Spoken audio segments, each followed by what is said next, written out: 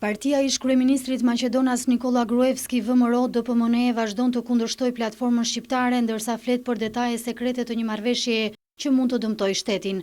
Në një deklaratë të kësaj force politike kritikohet Zoran Zaev për lëshimet e bëra për të kënaqur interesat e shqiptarëve, ndërsa theksohet se ajo nuk do të lejojë të merren vendime në kundërshtim me interesat e Maqedonisë.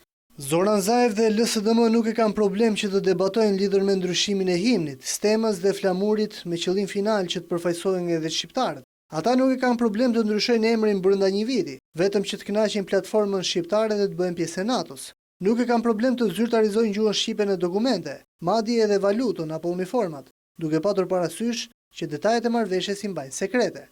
VMRO hedh idenë e mbajtjes së zgjedhjeve të reja parlamentare një herazi me ato lokale ku qytetarët të vendosin për platformën e Tiranës.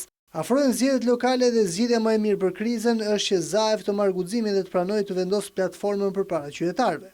Me të njëjtat shpenzime ata do të votojnë edhe për zgjedhjet lokale dhe për platformën e Tiranës. Kjo deklaratë vjen pas vendimit të marrë nga BDI për të hyrë në qeveri me LSDM-n e Zoran Zaev, ndërsa kreu socialdemokrat në një intervistë për televizionin shtetëror kroat deklaroi se nuk beson se do të ketë konflikt apo gjakderdhje në vend. Frika ekziston, por unë jam i sigurt se nuk do të ketë konflikt. Më shumë durim dhe përkushtime anë të negociatave kemi arritur deri këtu. Në këtë moment kundërshtari im politik mbështetet nga presidenti, duke aluduar në federalizmin dhe shkatrimin e karakterit unitar të shtetit. Nëse publikisht keni sulmuar qytetarët të cilët janë më shumë se 20% në Maqedoni, ata do të mbrojnë veten dhe pastaj ndarjet pasojnë. Por nëse njerëzit bashkohen, atëherë shteti është edhe më i fortë.